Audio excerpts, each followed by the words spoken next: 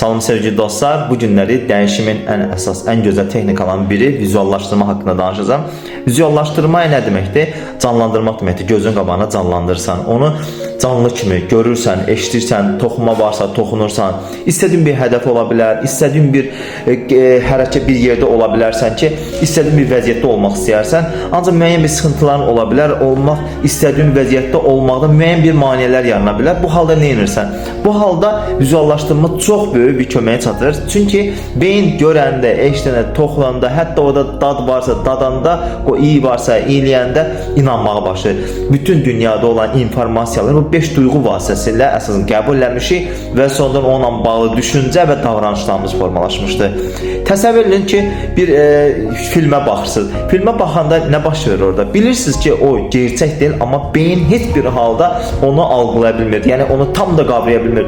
Beyin onu gerçək kimi qavrayır və ona görə də bədənlə ona müəyyən bir reaksiyalar, emosional bir hisslər yaşadır orada. Və yaxud bir nəfər bilətimə danışında istər-istəməz siz gülməyə başlayırsınız. Amma bilirsiniz ki, o gerçək deyil. Sadəcə beyin anlaya bilmir. Onu gerçək kimi anlayır və reaksiya göstərir. Eyni zamanda yuxu görəndə bilirsiniz ki, yuxu gerçək deyil. Ancaq istər-istəməz siz onu gerçəklik kimi qavrayırsınız.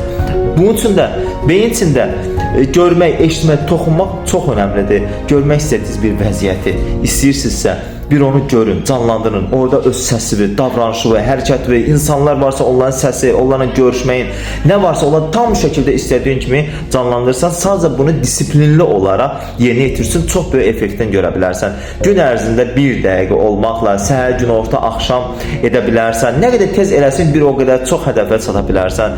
30, 40 gün, 50 gün istədiyin bir vəziyyət çatmağı canlandırsan, həmən o vərdişləri özündə yarada bilərsən ki, bu da səni həmən hədəfə çatmağı daha da sürətləndirə bilər.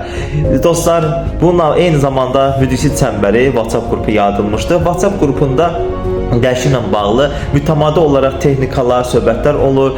İnşallah yeni bir yaxın zamanlarda seminarlarımız, workshoplarımız olacaqdır. Tam bunlar hamısı ödənişsizdir. Çünki bilik paylaşmaqla artır. Uğur olsun hər birinizə. Hər hansı bir sualınız olarsa bildirə bilərsiniz.